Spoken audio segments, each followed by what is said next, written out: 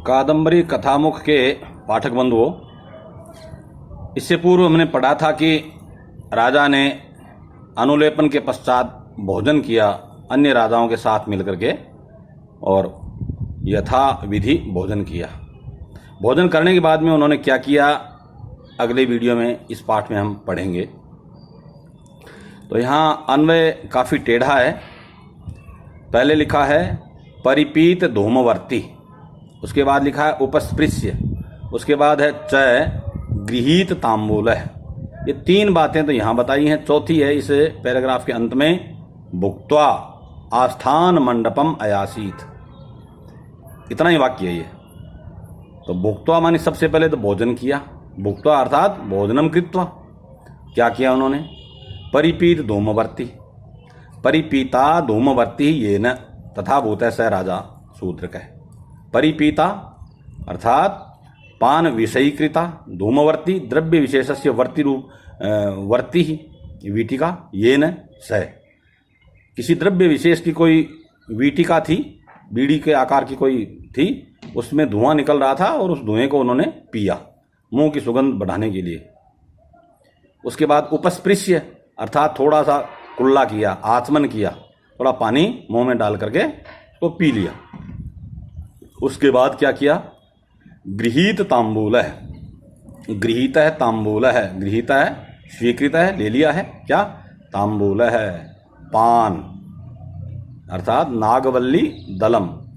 गृहीता गृहीत तांबूल है तो गृहीतम तांबूलम, स्वीकृतम तांबूलम मानी तांबूल को कहेंगे हम द्वितीय एकवचन में व्याख्या के रूप में नागवल्ली दलम। जिसने पान ले लिया है, पान को मुंह में रख लिया है, बात यही है। इसके बाद क्या हुआ? वह आस्थान मंडप में गया। वह आस्थान मंडप कैसा है, इसको पढ़ते पढ़ते कहीं आपको अरुचि न हो जाए, इसलिए थोड़ा सावधान हो जाइए। जितने भी विशेषण आएंगे वे सारे सारे आस्थान मंडप के आएंगे, वो द्वितीयांत होंगे।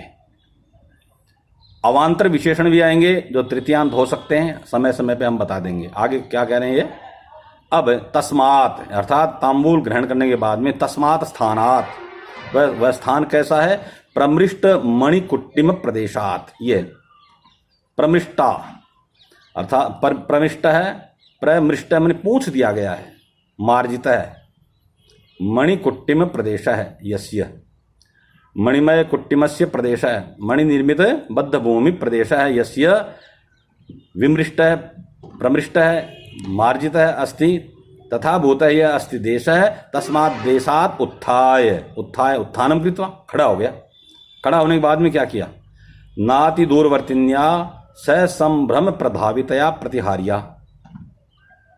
तो यहाँ कह रहे हैं न अति दूरवर्तिन्या, तृतीय एकवचन है ये विशेषण है किसका? प्रतिहारी का। एक स्त्री है जिसका पद है प्रतिहारी, द्वारपालिका। तो प्रतिहारी कैसी है? न अति दूरवर्तिन्या अर्थात समीपवर्तिन्या, जो समीप में ही स्थित थी, ज़्यादा दूर नहीं थी, किंतु वह दौड़ करके आई। तो इसलिए लिखा है ससंभ्रम प्रधावितया, ससंभ्रमम शीघ्रतापूर्वकम, अथवा घबराहट पूर्वकम भी हो सकता है, इसका घबराहट पूर्वक भी हो सकता है, लेकिन ससंभ्रम का मतलब है जल्दबाजी में। प्रधावितया अर्थात धावनम कृत्वा आगतया, जो दौड़ करके आई है, पास में ही थी फिर भी जल्दी से दौड़ करके वहां राजा के पास आई है। कौन? प्रतिहारी। तो तया प्रतिहारिया तथा भूतया प्रतिहारिया द्वारपालिकया प्रसारितम, प्रसारित का मतलब है राजा की तरफ फैलाए गए, राजा की तरफ प्रसारित, जो उसका है बाहु, उस बाहु को राजा ने पकड़ा और पकड़े पकड़े ही आस्थान मंडप में गया। अब वह बाहु कैसा है, इसका एक अवांतर विशेषण आ जाएगा, देखना वह बाहु कैसा है। इसमें बाहु के बाद में अवलंब्य शब्द को छोड़ दीजिए, आगे बढ़िए। पहले अनवरत वेत्रलता ग्रहण प्रसंगात अति जरठ किसलयानुकारी करतलम, यह बाहु का विशेषण है। उसका बाहु कैसा है? प्रतिहारी का बाहु के लिए कहा है अति जरठ किसलयानुकारी है करतल, जिसका अति जरठ बहुत पुराना, किसी बेल का पत्ता, उस पत्ते के समान लगने वाला, उस पत्ते का अनुकरण करने वाला है, जिसका करतल हथेली, जिस प्रतिहारी के जिस हाथ की हथेली कैसी है? पुराने किसी बेल आदि के पत्ते की, और जो कर रही है तुलना अथवा उसका अनुकरण कर रही है। तो अति जरठ, अति जरठम, अति जीर्णम शीर्णम, यत किसलयम पल्लवम तत् अनुकरोति, उसका जो अनुकरण करता हो, तत्शीलम, ऐसी है आदत या स्वभाव जिसका, यानी पुराने बेल के पुराने पत्ते का अनुकरण करना है आदत में जिसके, ऐसे करतल वाले हाथ को। तो तथा भूतम अस्ति करतलम हस्ततलम यस्य, जिसका, जिस भुज का करतल माने हथेली कैसी है, अति जरठ किसलय का अनुकरण करने वाली है। इस प्रकार की जो भुजा, ऐसा क्यों हुआ, उसका हाथ ऐसा क्यों बना हुआ है। हाथ, स्त्रियों के हाथ को तो कोमल बताया जाता है, या पुराने पत्ते जैसा कैसे बताया, इसलिए बताया कि इसका कारण दिया है इन्होंने, अनवरत वेत्रलता ग्रहण प्रसंगात, उसका हाथ, उसकी हथेली कठोर क्यों हो गई, अनवरतम निरंतरम वेत्रलता ग्रहण प्रसंगात, बांस की लाठी हाथ में लिए जाने के कारण, अनवरतम निरंतरम वेत्रलतायाः ग्रहणस्य प्रसंगात, वेत्रलताया वेत्रयष्टिकायाः ग्रहणस्य धारणस्य प्रसंगात अर्थात अभ्यासात। लगातार हाथ में उसको डंडा लेके रखना पड़ता है प्रतिहारी को, और डंडे की रगड़ लग लग करके उसकी हथेली कठोर बन गई, खुरदुरी बन गई है, इसलिए वह कैसी हो गई, अति जरठ किसलय का अनुकरण करने वाली हो गई है हथेली जिसकी। ऐसे प्रतिहारिया प्रसारितम बाहुम अवलंब्य, अवलंबन किया किससे, अपने करेण, खुद के हाथ से। तो करेण प्रतिहारिया तथा भूतम एवं भूतम बाहुम अवलंब्य, ये अवलंब्य पीछे लिखा हुआ है, मैंने छोड़ दिया था पहले। अवलंब्य माने आश्रित्य, ऐसी उसके भुजा का सहारा लेकर के, देखो राजा से चला भी नहीं जाता, नहीं, बात ऐसी नहीं है। राजाओं की परंपरा थी, उनका शिष्टाचार था, वे जब इधर उधर जाते तो उनके आगे पीछे कुछ लोग अपने आप ही हो जाते, और राजा उनका आश्रय लेके चलता है, उनका सहारा लेके चलता है। वैसे भी राजा के जो दरबार हैं, उनके जो महल माली हैं, सारे लंबे चौड़े होते हैं, राजाओं को उनको उनके रास्तों का भी ज्ञान नहीं होता, रास्ता बताने वाला भी उन्हें चाहिए होता है, इसीलिए ये सारी बातें यहाँ बताई जा रही हैं। तो प्रतिहारी के द्वारा भाग करके जो नज़दीक आई है, जो दूर नहीं थी, फिर भी भाग करके आई जो प्रतिहारी, उसका जो हाथ है वह हाथ कैसा है, जिसका हाथ पुराने किसलय के समान है, कठोर, ऐसे उसके बाहु को अपने हाथ से करेण अवलंब्य, अपने हाथ से सहारा लेकर के पकड़ करके अभ्यंतर संसार समुचितेन परिजनेन अनुगम्यमान है। अभ्यंतर मतलब है अंतःपुर, राज का वो रनिवास है, तत्र अंतःपुरे यह भवति संचार है आवागमनम, तत्र समुचितेन तत्र योग्येन, उसके योग्य, यानी रनिवास में चलने के लायक जो हैं, कौन है वे, परिजन, जो सेवक।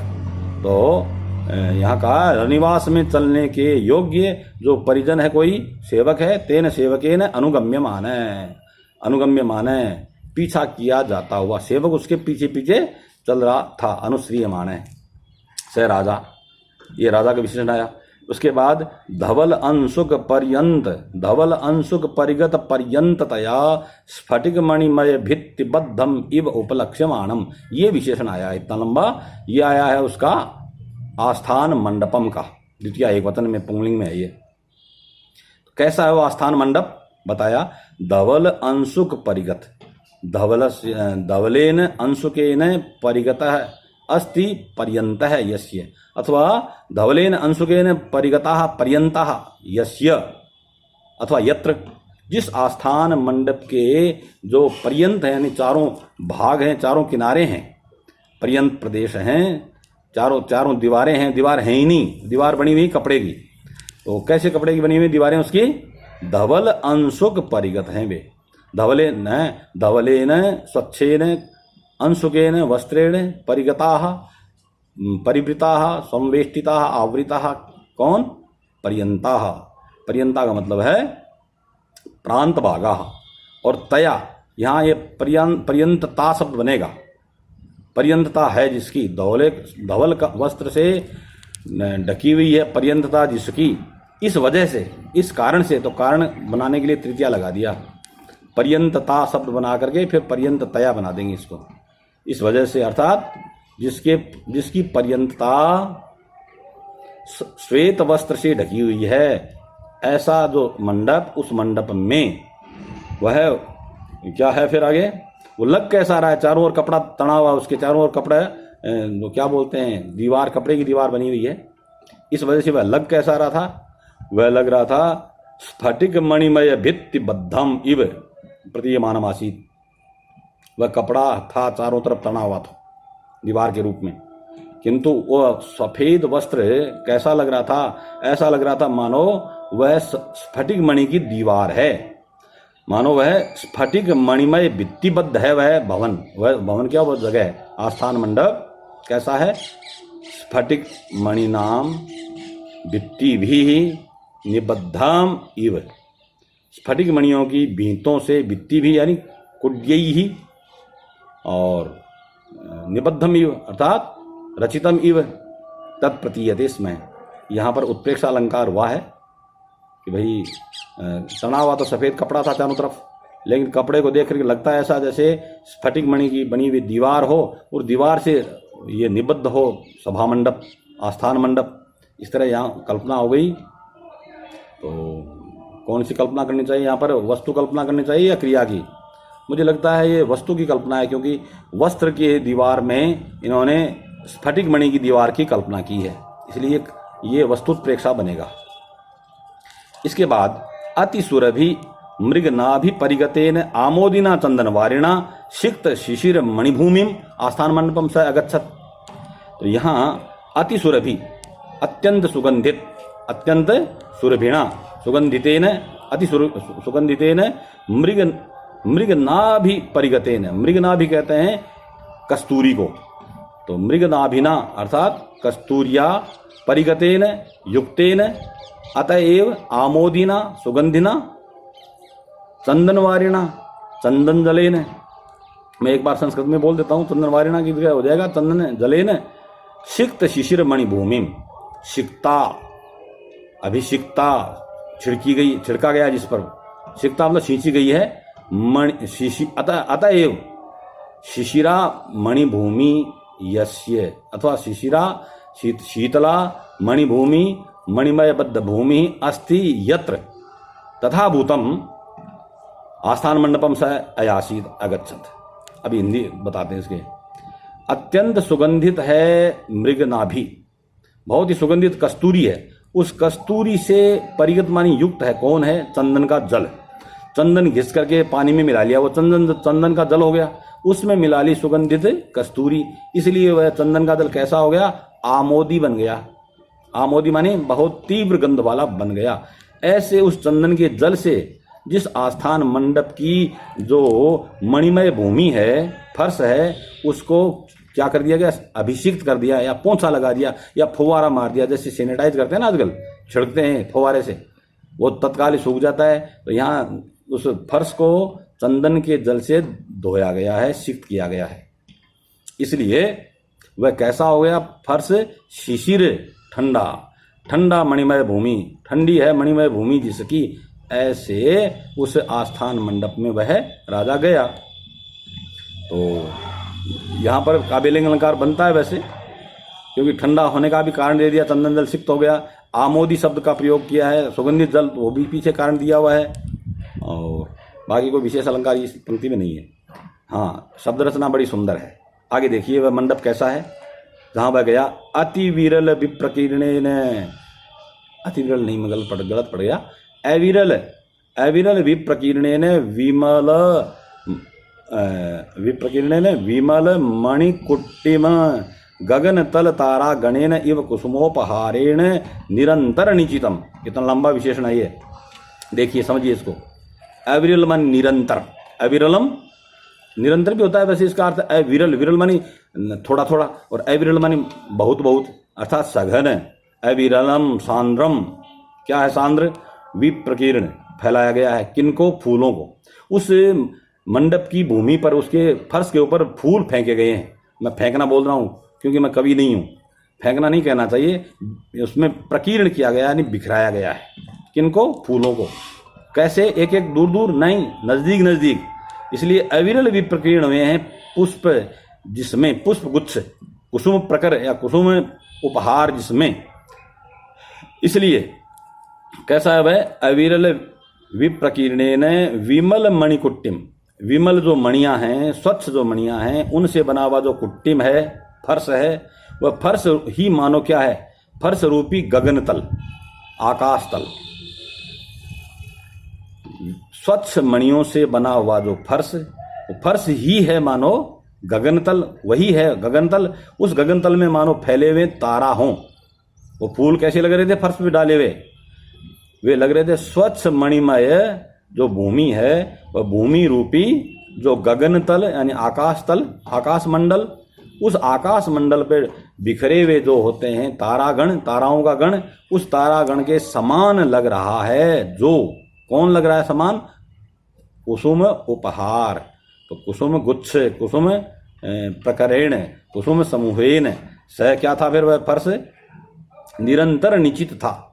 निरंतरम, निरंतरम का मतलब लगातार, अनवरतम, निचितम का मतलब है व्याप्तम आसीत, तथा भूतम मंडपम स अगच्छत।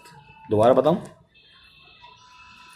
इसका अर्थ यह है अविरल मानी बहुत गाढ़े गाढ़े, यानी नजदीक नजदीक, समीप समीप, सांद्र रूप से फेंके गए हैं, उत्क्षिप्त किए गए हैं, विक्षिप्त किए गए हैं, प्रक्षिप्त किए गए हैं। क्या प्रकीर्ण किए गए हैं, कौन, कुसुमोपहार जिसमें।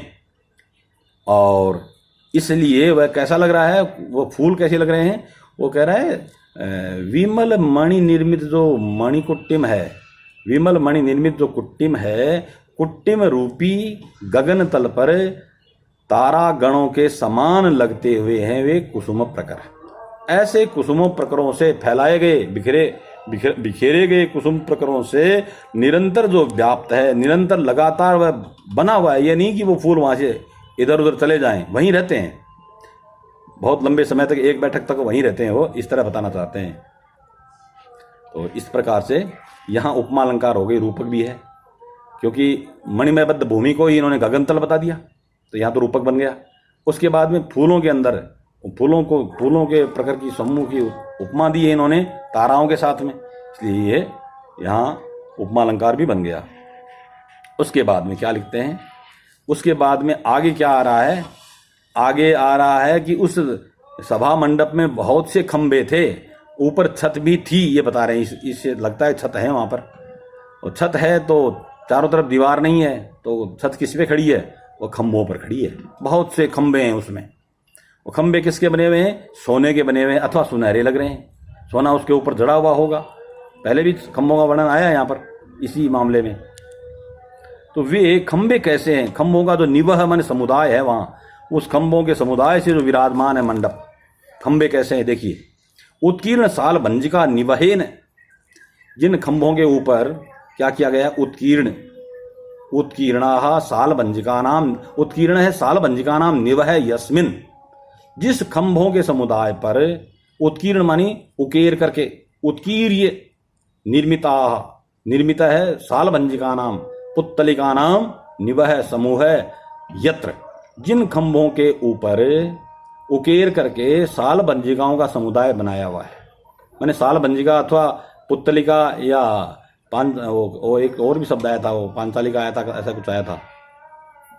तो ये साल भंजिकाएं जिसको मैंने बताया था, पुत्तलिकाएं क्या होती हैं, ये खंभे के ऊपर, छत के नीचे, दोनों के बीच में बड़े से पत्थर होते हैं। उन पत्थरों में स्त्रियों की आकृति उकेर दी जाती है, मूर्ति बना दी जाती है, जिसकी पीठ पर छत टिकी हुई होती है और उसके हाथों को ऊपर की तरफ ऐसे बनाया हुआ होता है कि मानो वे छात को उठाए हुए हैं।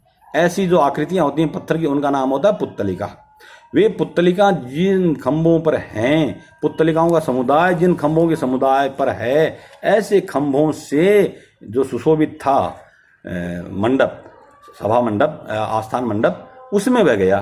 दोबारा देख लेते हैं, उत्कीर्ण साल भंजिका निवहेन, ये विशेषण है स्तंभ समूहेन का, स्तंभ निचयेन शब्द है यहाँ, इसका विशेषण है ये। उत्कीर्ण है अस्ति साल भंजिका नाम निवह समुदाय यत्र अथवा यस्मिन, तथा भूतः अस्ति स्तंभ समूह, तेन स्तंभ समूहेन विराजमानम। दूसरा विशेषण है इसका खंभों का, सन्निहित गृह देवतेन इव, वे खंबे कैसे थे, खंभों का समुदाय कैसा था, समुदाय सब पुंगलिंग हो गया, खंभों का समुदाय कैसा था, मानो जिनके पास सन्निहिता समीप स्थिता संति गृह देवता, गृह देवता का मतलब है घर की देवियां। गृह देव्य सन्निहिता समीप स्थिता वर्तन्ते इति प्रतीयते। उन सालभंजिकाओं को, खंभों के ऊपर उन पुतलियों को देख करके लगता था कि इन खंभों के पास में घर की देवियां, गृह देवियां सन्निहित हैं, समीप स्थित हैं। तो यहाँ वो इन्होंने क्या डाली है? उत्प्रेक्षा डाली है। कवि को पता है, कवि को ये पता है कि वो सालभंजिकाएं हैं, देवियां नहीं हैं, लेकिन कल्पना की है कि मानो वे देवियां हों जो खंभों के पास में मौजूद हैं। तो इस तरह के खंभों से वह विराजमान था। फिर कहा गंध सलिल क्षालनेन कल धौतमयेन, वे गंध सलिल से धुले हुए थे। गंध सलिल से वे खंभे, गंध यानी सुगंधित जल से वे खंभे धोए गए, पहुंचे गए हैं। इसीलिए आगे फिर कहा कल धौतमयेन, वे उन खंभों का समुदाय कैसा था जिससे वह मंडप विराजमान है? वह कल धौतमय है। कल धौत के दो मीनिंग होते हैं। कल धौत शब्द सोने को भी कहते हैं और चांदी को भी कहते हैं।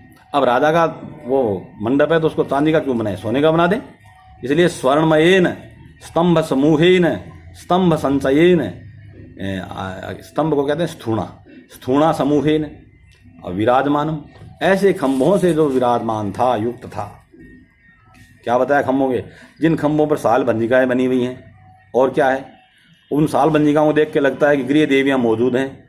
ऐसे खंभों के समूह से वह युक्त था। उसके बाद सुगंधित जल से जो खंभे धोए हुए हैं, ऐसे खंभों के समूह से वह युक्त था। इसके बाद कहा कि वो खंभे, उन खंभों का समूह कैसा है? वो कल धौतमय है, स्वर्णमय है। तथा भूतेन स्तंभ समूहेन विराजमानम सुशोभमानम आस्थान मंडपम स राजा अयासीत। उसके बाद में आगे जो विशेषण आएगा वो आएगा कि शयनेन सनाथीकृत वेदिकम, ये आएगा। शयन का मतलब चारपाई, एक तख्ता था पत्थर का बना हुआ। शयन शब्द का अर्थ यहाँ पर सोने का उपकरण, शयन करने का जो उपकरण होता है चारपाई वगैरह, तो यहाँ चारपाई अर्थ लिया जाएगा। उस शयन से वह क्या था? वह युक्त था वह मंडप। तो शयन कैसा है? शयन के विशेषण आएंगे। शयन तृतीयांत है ना, वो विशेषण भी तृतीयांत ही आएंगे। देखिए अति बहल अगुरु, एक और आ गया क्या? एक मंडप का विशेषण एक और आ गया पहले। अति बहल अगुरु धूप परिमलम, अति बहल अस्ति परिमल है यस्मिन, परिमल माने सुगंध, अति बहल है सघन है, परिमल है सुगंध है, अस्ति यस्मिन तथा भूतम मंडपम अगच्छत। अब वो गंध किसकी है? अगुरु धूप, अगुरु नाम का धूप होता है। अगुरु नाम है जिसका हम जब देवताओं के आगे अग्नि के अंगारे पर कुछ डालते हैं, एक द्रव्य चूरा सा डालते हैं जो धूप बोलते हैं। वह धूप कई प्रकार का होता है, उनमें एक नाम है अगुरु नाम के द्रव्य का धूप। तो अति बहल अगुरु धूपस्य परिमल अस्ति यस्मिन तथा भूतम मंडपम अगच्छत। मंडप में धूप का धूम था। अगुरु नामक धूप का धूम बहुत ज्यादा था, उसकी बहुत अच्छी सुगंध उस मंडप में थी। ये बात पूरी हो गई। इसके बाद अखिल विगलित जल निवह धवल जल सकल अनुकारिणा कुसुम आमोद वासित प्रच्छद पटेन। यहाँ पर उस सैनीय के ऊपर क्या था? प्रच्छद पट लगा हुआ था, बेड शीट लगी हुई थी। प्रच्छद पट आस्तरण वस्त्र, तो आस्तरण वस्त्रेण आच्छादितम आसीत, तत् आच्छादित था वह सैनीय। कैसा था? कुसुम आमोद वासित जल से, फूलों की सुगंध से, वासित माने जिसमें सुगंध बन, यानी फूलों के रस को निचोड़ करके पानी में मिलाया, पानी में उस कपड़े को धोया और उसके कारण से उस कपड़े में हो गई है गंध फूलों की। ऐसा कपड़ा जिस सैनीय पे बिछा हुआ है, ऐसे सैनीय से वह मंडप युक्त था। अब वह मंडप, वह कपड़ा कैसा है इसके लिए बता रहे हैं। अखिल विगलित जल निवह, जिस बादल में से सारा निकल जाए जल निवह। अखिल है, संपूर्ण है, विगलित है, अस्ति जल निवह, जल समुदाय है, यस्मात् तथा भूत कौन हो? अतएव जो बादल हो जाता है धवल, अतएव धवल है यह जल सकल है। जल सकल है, जलद सकल है, जल नहीं जलद सकल है, अर्थात मेघ खंड है। उस मेघ खंड का है अनुकारी जो, ऐसे बादल के टुकड़े का अनुकरण करने वाला कौन है? कपड़ा, या वह जो सफेद कपड़ा है जो बिछाया गया है, अथवा उस सैनीय को भी कह सकते हैं। पर यहाँ कपड़े का ये विशेषण ठीक रहेगा।